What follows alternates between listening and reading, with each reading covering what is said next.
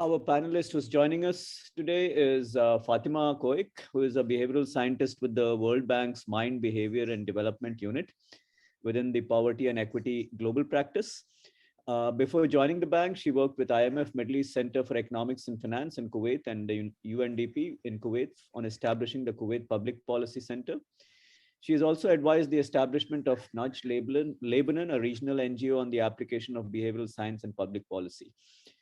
She has a lot of experience in working for international organizations where she's focused on drawing behavioral insights. She's led multiple workshops.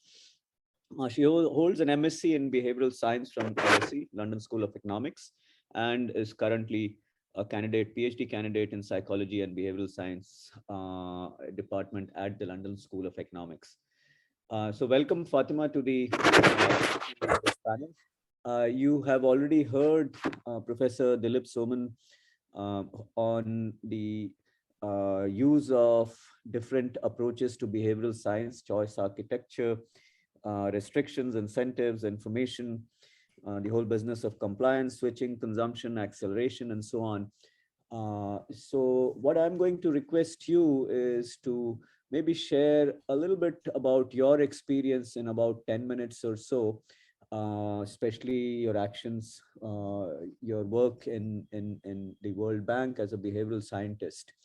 And once you have shared your experience, with your permission, and I got kind of excited by what Dilip has said, I'll just share a little bit of the work that we have done recently here. And then I would like us to get into a conversation. I'm hoping that some thoughts and ideas will come up from the conversation on how behavioral science can be used in different ways, in different contexts. India, particularly from my angle, maybe the Middle East and in North America. So over to you, Fatima. Yeah, thank you, Professor Sahai, and I'm happy to be with you again today and join the interesting panel and the conference. I would like to also thank Ms. Richa for reaching out to me. I'm very excited to be here today and speaking about behavioral science. So as you said, I'm based in the MENA region in the Middle East, and my experience is mainly in the Middle East and North Africa. I've helped set up different behavioral insights unit and nudge unit, and I come from experience in international development area and sustainable development goals. So started like my career really transformed when I learned behavioral science, and I saw the transformation that it made to a lot of governments. So I know that the conference today is about behavioral science and marketing. I come from a little bit different background where we have applied this in governments and public policy to nudge for good and for sustainable behavioral change. Particularly my experience in Kuwait was to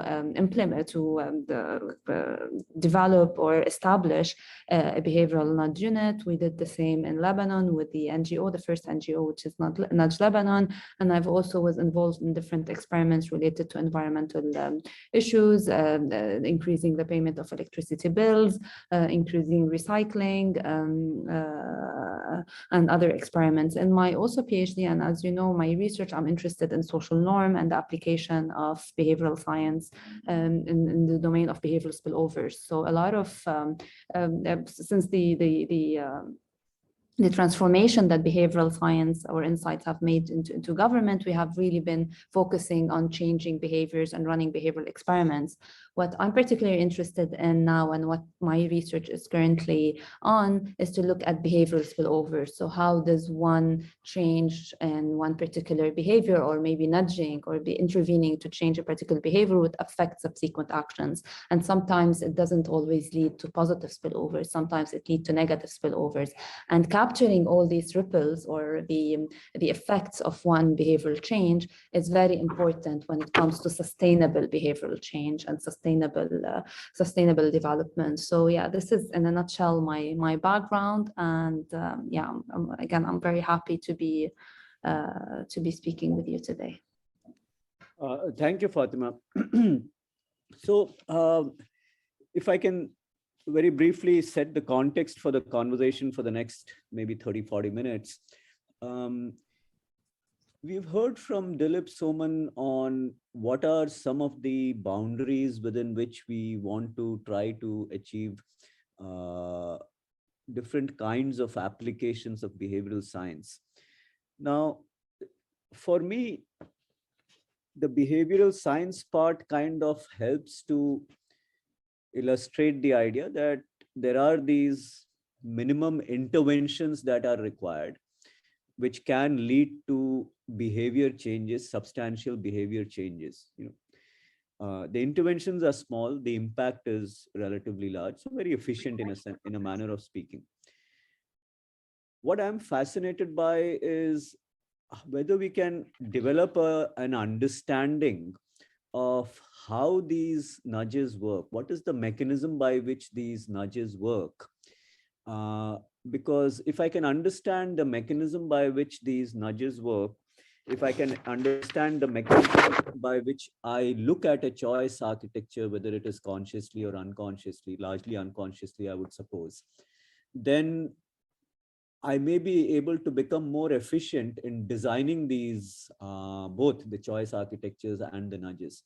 So I'd like to invite your reactions, both from both of you, Professor Soman and Ms. Koaik, or both of you, if you can kind of reflect on how does one go about trying to understand the underlying mechanism which can make the development of nudges and choice architectures more efficient? Is it just a hit and trial basis, or do we have some information that allows us, some knowledge, some research that allows us to become more efficient in developing these nudges?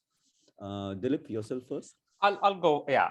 So I think it's really critically important to do a lot of on the ground research, be it through observation, through interviews, through ethnography, to try and really understand where the behavioral friction is. And I don't think we do enough of that, right? So the way I write about this in Behavioral Science in the Wild is we've got this culture of what I call nudge shopping, right? How does that work? People say, oh, listen, I have a problem where I have this new product and the take-up rate is not that high. Let me see what others with the same product have done or the same problem have done. So they'll go to the what I call the nudge store and they say, these people changed the frame of the information, so maybe I should do the same. Right. And to me, that's just the wrong way of doing it. It's kind of like, you never buy a suit ready-made, you get it tailored for you. And part of the tailoring process is measurement. And I think that's the piece that I think is critically important. So one of the things we do here at the center is we think about behavior change like a pipeline, right? So I'll give you a simple example. We were working on this project in the US about recipients of a welfare program that were not renewing their applications every year. So let's cut out all the details, right? But simple story, you got approved for 3 years, but at the end of each year, you got a letter with a form which you needed to fill up and attach your proof of identity and employment and send it back. Now, the agency said, well, we only get like a 60% return rate, right? Like, which is kind of shocking. These are people who are being approved for another year, right? But they're just not sending stuff back. And so we said, let's be extremely nitpicky and plot out this entire process, right? So from a recipient's perspective, what needs to happen for success? Well, they need to get a letter, they need to open the letter, they need to read the letter, they need to understand the letter, they need to collect all of these proofs, they need to fill the form, etc., find a stamp, find an envelope, return it, right? Now, it sounds like people are like, why are you so detailed about the whole thing, right? But it turns out it let us figure out where the frictions were, right? So we learned a few things in the process. We learned, for example, that 55% of mail in the United States is never opened. I didn't know that.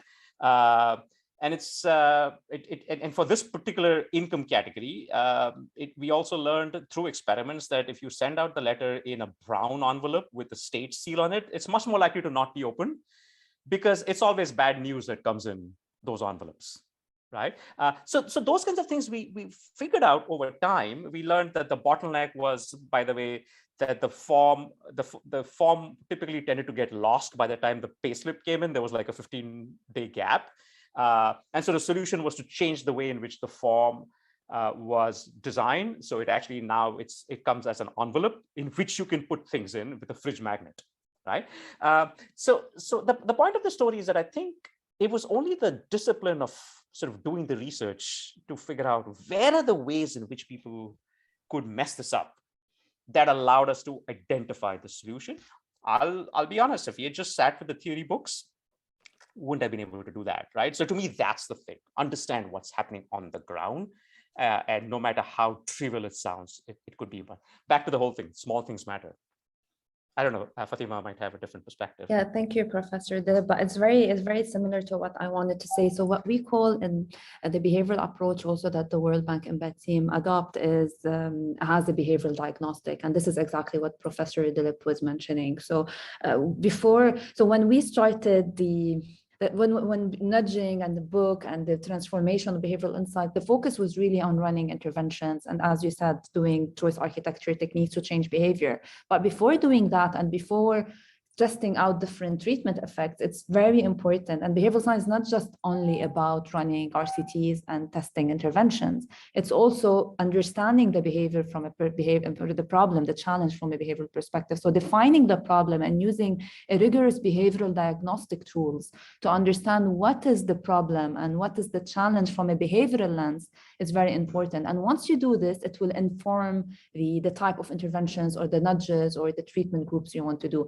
And by doing this, and this is exactly what Professor Dilip was mentioning, is doing a behavioral map. So yeah, what is the behavioral map? So what is the journey map? And it takes a lot of innovative approaches from design thinking. So really taking a persona and seeing what is the journey he or she goes through to achieve the behavior. And then from the behavioral map, we could see entry points for intervention. So maybe they're not opening the letter, or maybe when they open the letter, they don't read carefully. So there's a lot of behaviors, sub-behaviors under this big challenge that we need to consider. And to understand them, we need to do qualitative, sometimes quantitative, so survey, focus group discussions, really define the problem from a behavioral perspective and from the shoes of the actual citizens or beneficiaries that we're working on. So I can't emphasize enough. Sometimes a project could just be a behavioral diagnostic project, not really behavioral intervention. So it would not lend itself to behavioral experiment. Maybe sometimes you could just change something in the process, or sometimes you could just solve the problem by changing a structural problem. It doesn't have to be behavioral. So behavioral diagnostic is important. And the second thing, going back to your question, to understand how these nudges work, and going back to thinking fast and slow, it tells you, and this is the innovative thing about behavioral science. So it brought this concept of having a system one, which is an irrational system, and the system two, which is very rational. And it started out by really running these choice architectures, these interventions that tackle system one. But I don't know if Professor Dilip would agree with me. The more and the more the science advance, and really the interventions and the lessons learned from the field, a lot of experiments are now tackling attitude, beliefs, and sometimes perception around the behavior. So it's not only just choice architecture. You have a toolbox full of other kinds of tools, not just nudging or just really treating or implementing a behavioral intervention. When you do the behavioral diagnostic, you would find a lot of ideas out there as solutions. And when we speak about behavioral solutions, at least for me, it's broader than just choice architecture or nudging, opting in or opting out. It could be really behaviorally informed workshops. It could be so many other techniques that behavioral science could bring on the table. But again, with evidence-based, with testing, rigorous method, you could be able to achieve solutions. So yeah, maybe the 101 mechanism why nudges work is because system one, system two. So you're tackling an irrational, fast, automatic system, just changing the context, changing the source architecture, you could really achieve 80%, maybe sometimes change, like the organ donation example and behavior. But I would like to go back and look at behavioral science as a broader toolbox, not just really nudging and choice architecture. And behavioral diagnostic is one of these tools. Very interesting, Fatima. I'm going to put a situation in front of both of you and invite your reactions. So very frankly, Arvind Saab, I feel like I'm back in the classroom at IIMA now. So I hope that's a positive thing just now. So I would like to share with you a little bit of work that we did recently for the Food Safety Standards Authority of India. And there are two parts to this whole thing. The first part is essentially the regulator wants to be able to put a front of package label that is effective, and they want to compare, or they wanted to compare 5 or 6 different options to see what is more effective in the Indian context, because front of package labels have been tried in different parts of the world. Somewhere it is the health star rating, somewhere it is the multiple traffic lights, somewhere it is the warning label. And within the country, there is a lobbying group for each one of them. So FSSAI essentially said, okay, we are going to come to IIM Ahmedabad and ask them to do some research to kind of give a recommendation on which one is the better one. So far so good. One goes out, does an RCT, and as a consequence of the RCT, there is a certain recommendation that comes up very clearly based on the randomized control trials that you're doing. There is a control group, there is a treatment group, you have a healthy prime, unhealthy prime, and you've done all of that, and the reactions have come in, and there is a clear winner in a sense of which FOPL should one be using. So that part was the easy part, I think. Now, the other interesting part is, because there are these different set of groups who, for a variety of reasons, think that there should be another FOPL, front of package label, that is potentially a better one in the Indian context. And they have other studies, which I would claim as one entity that has done one study. They have other studies which kind of purport to show that there are these other FOPLs which are somewhat better. The question that I would like to pose to both of you, therefore, is, now there is a sense of a PR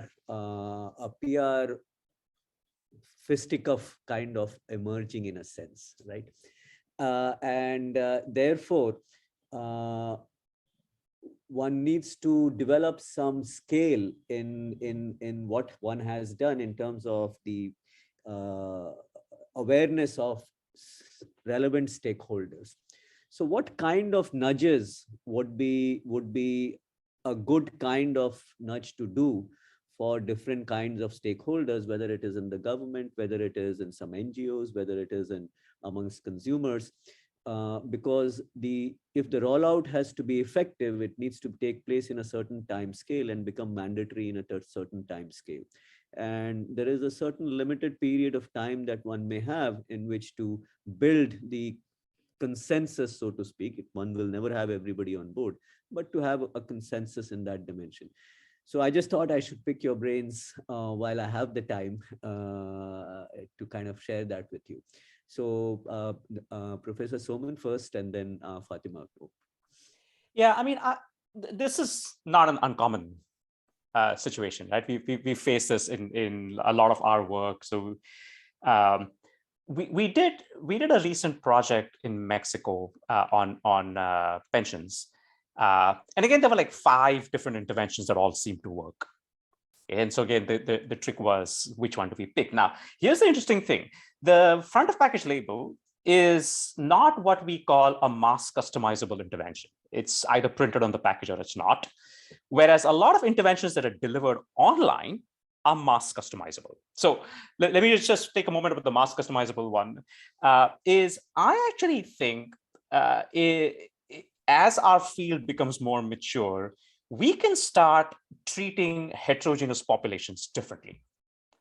Right? So imagine a banking website where you and I land up. The bank sort of knows, depending on earlier cluster analysis, that people like Professor Sahai like one particular layout, people like Dilip like another layout.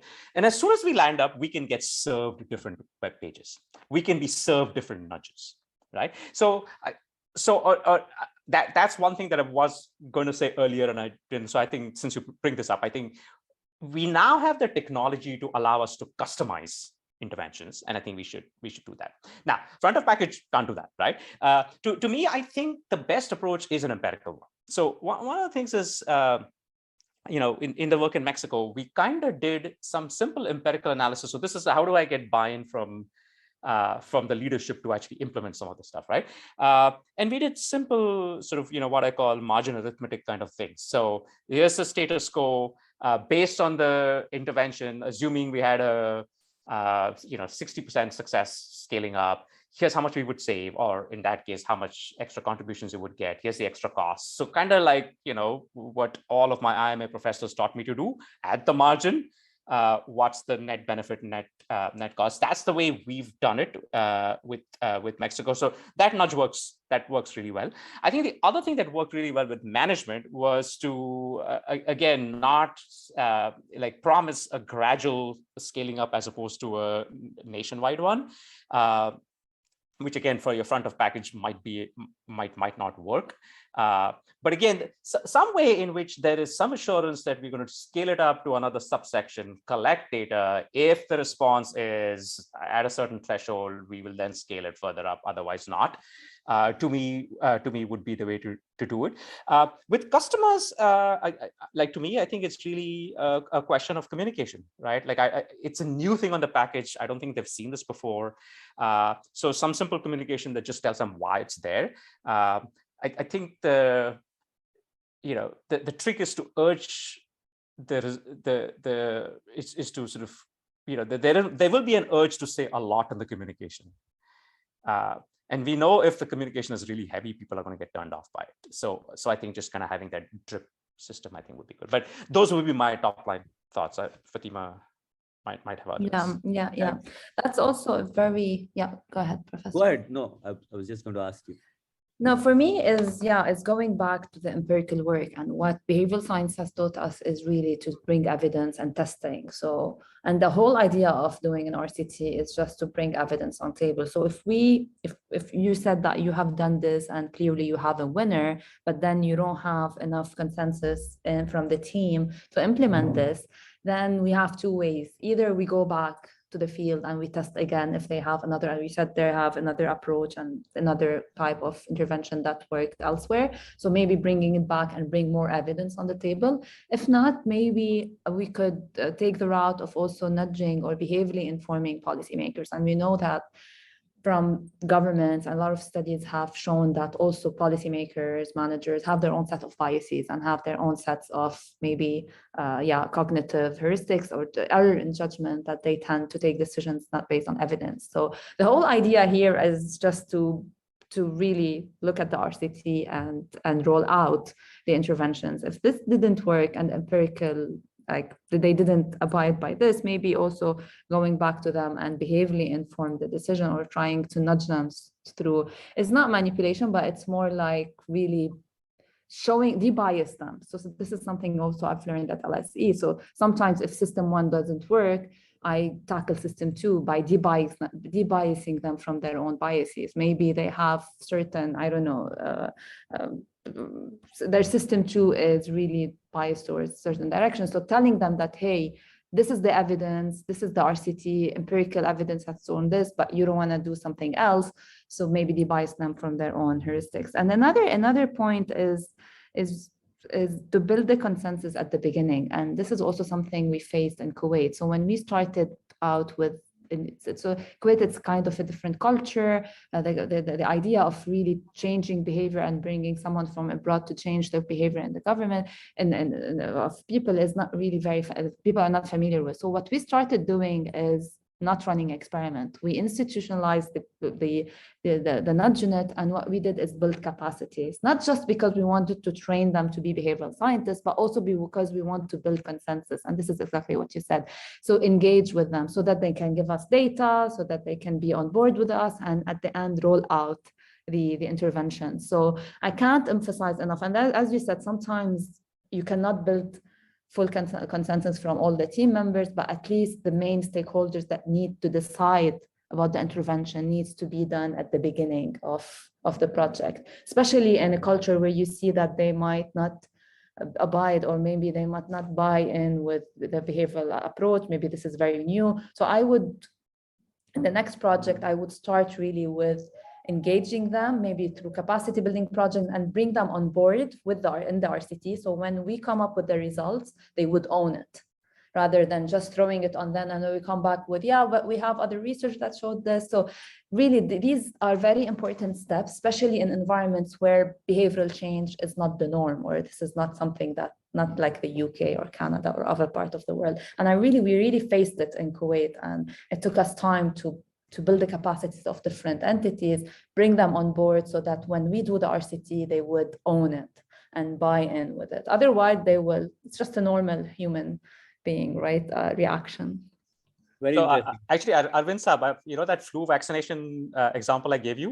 Yes. I've used that shamelessly as a nudge with various managers, right? So where like I present the results, I show the calculation, and instead of just saying, yes, would you do it or not do it? Would you scale it or not? I would say, well, yeah, I would choose to do it because it will potentially increase profits by X or reduce costs by Y versus no, I don't care about profits or costs, but not in those words.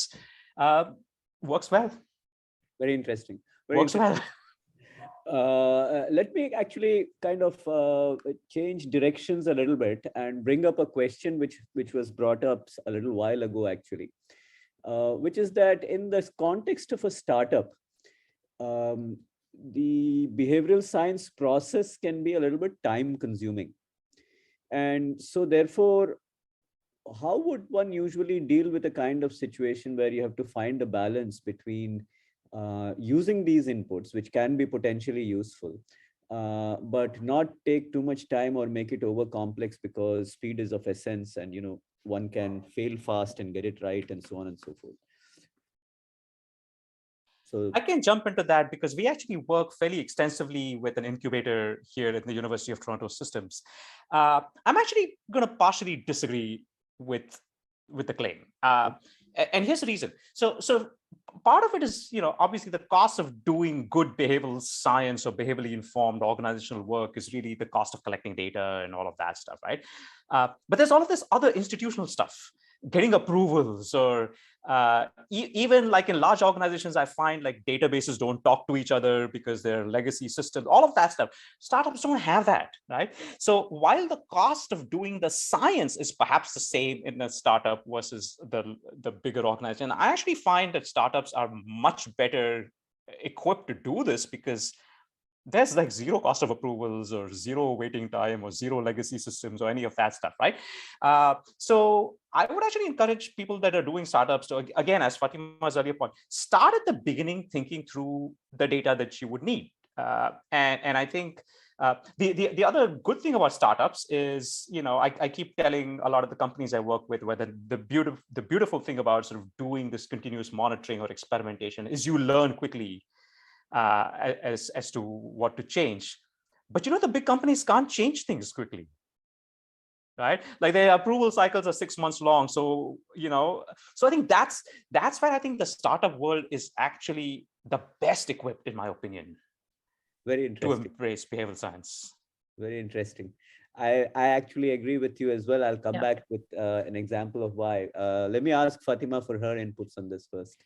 Yeah, I can't agree more. And I think that, again, behavioral science is not just about nudging experiments that takes maybe 6 months to implement.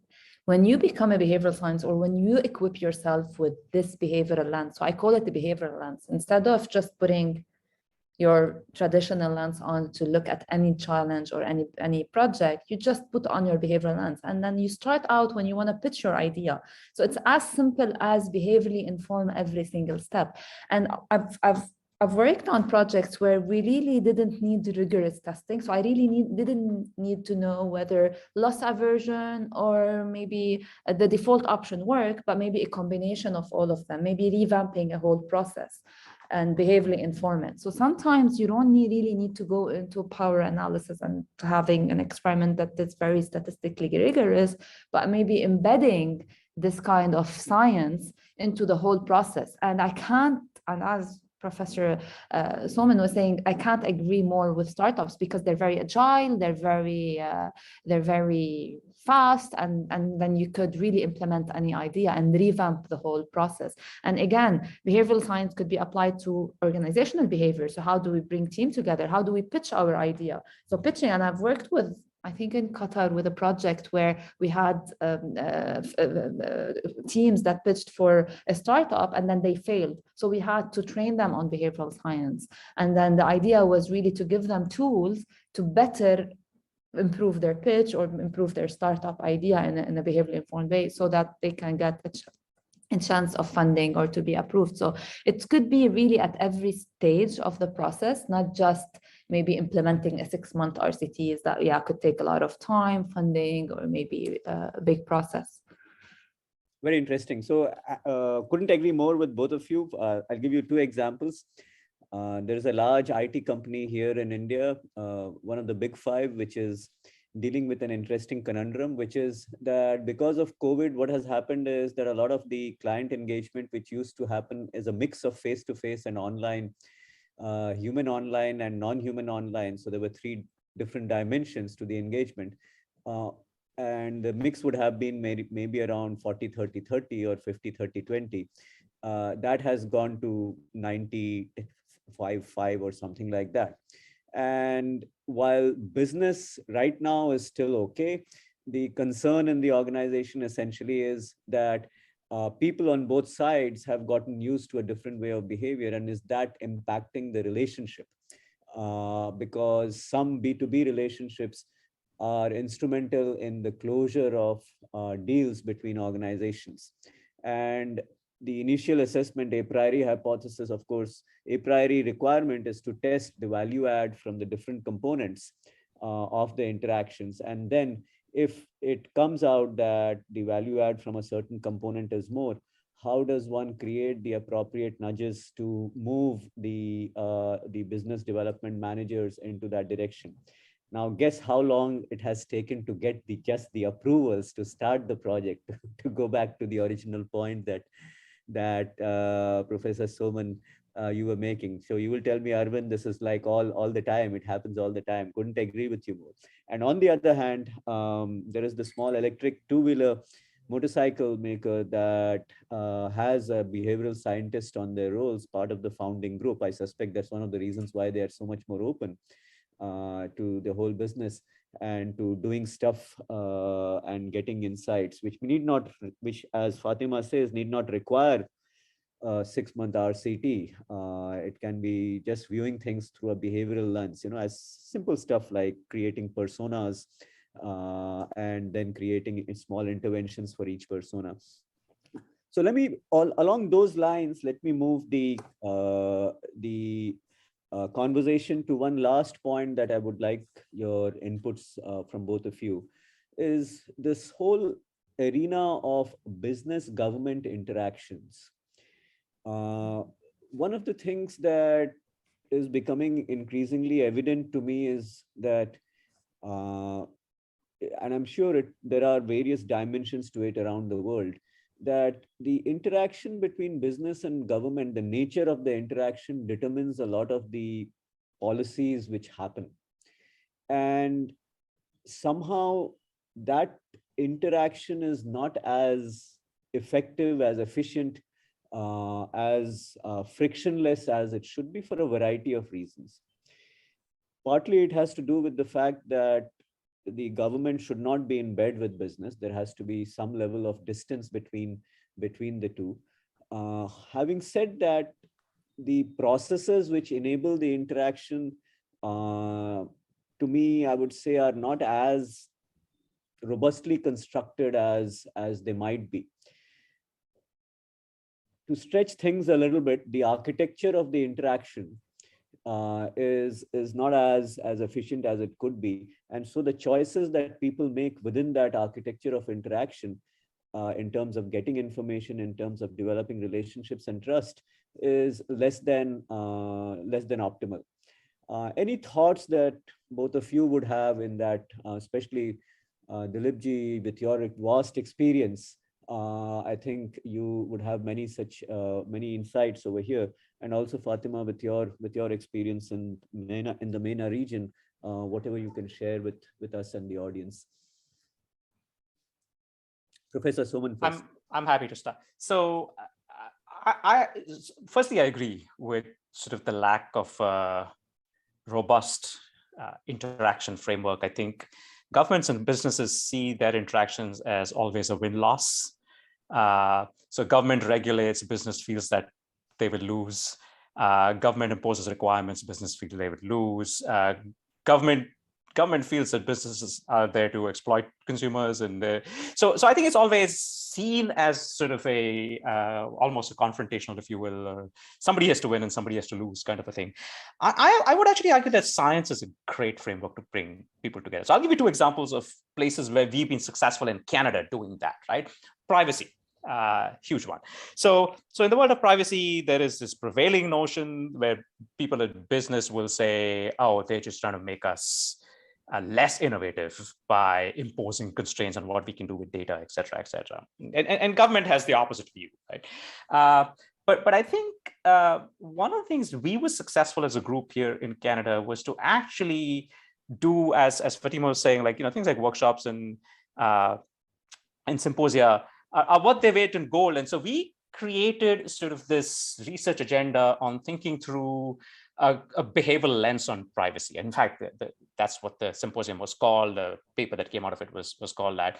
And we said, look, we don't care about sort of, which side you're on, but we're interested in understanding how the average online consumer views privacy, what gets them to share data, what doesn't, et cetera, right? And so we actually had participations from obviously our governments, our regulators, but also all of the big internet businesses. And I think as part of that conversation, we learned that they didn't want different things, right? Google didn't want to exploit consumers. They just hadn't realized how consumers might be misusing or misinterpreting their terms and conditions, right?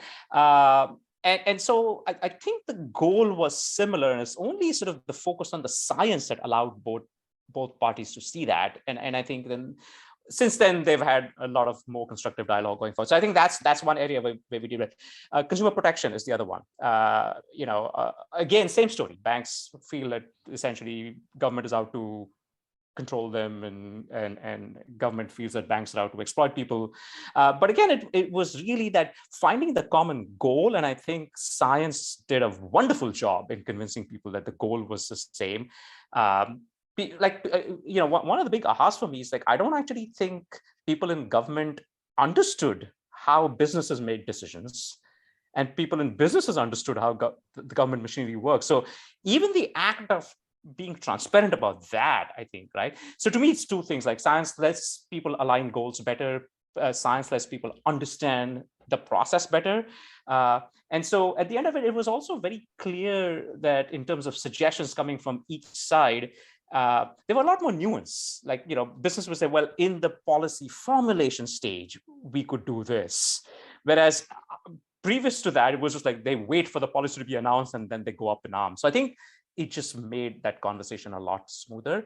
Those are my two thoughts on that. Fatima, and you've been more in the weeds with sort of more interesting governments as well, and a variety of different governments too.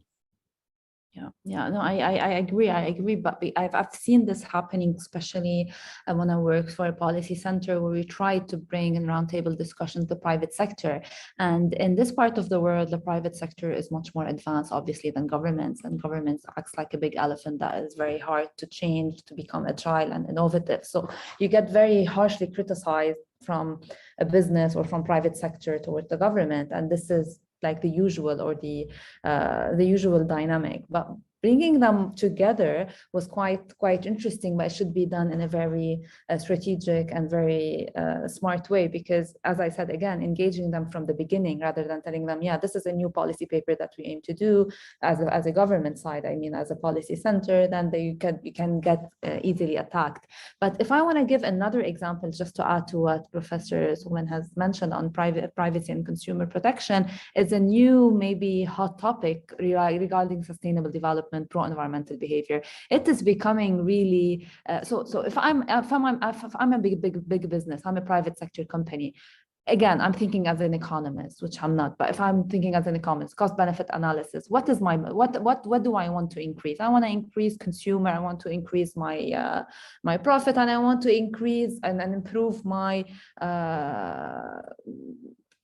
image, right? My corporate social responsibility. And an easy way to do it is to act pro-environmentally, to really help climate change issues, to recycle and do all of these things. So the CSR has really become a tool for private sector companies to show off. And this is a win-win situation for government. So if we leverage this between both of them, we can get, as Professor Soman was saying, a smoother relationship between both of them, because the government also has a big sustainable development agenda. They want to achieve all of these SDG goals. So doing it through the private sector is a very good vehicle and very good tool. And then it's a win-win situation for both.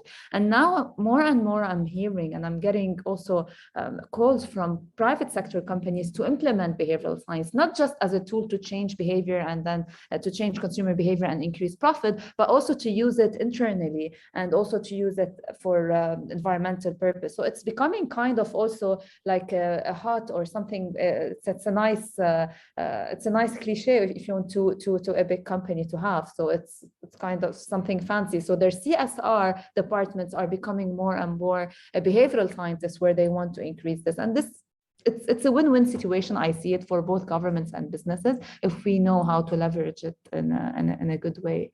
So yeah, it's a very important question, I guess. And I think it applies a lot to the MENA region. Thank you. I think those were very, very interesting insights, especially the part where both of you indicated that on one hand, the government many times does not understand how businesses take decisions, and many businesses do not have a good understanding of how things get done within the government. And in many ways, that kind of substantiates some of the hypotheses that I have been having. So I must thank both of you for your insights over here. I'm kind of beginning to take some steps in this area where both of you have probably been in the trenches for much longer. So that kind of brings us to the end of our panel discussion today. Our first day of this particular conference that we are now having as an annual event. We have been able to address all the questions. Since there are no more questions, I am taking the liberty of going ahead and formally thanking Professor Dilip Soman. Dilip, for the gift of your time and insights. And I hope that we may come back to you. And actually, based on some of the conversation, I might reach out to you on other dimensions also for some help. And to you, Fatima Koaik, a huge thank you for taking the time to share your insights with us. And wish to be in touch and look forward to seeing you sometime soon. Thank you all very much again. Thank you, and so hopefully much. we'll do this again in person at some point in time. Absolutely. Yes. Next time it has to be.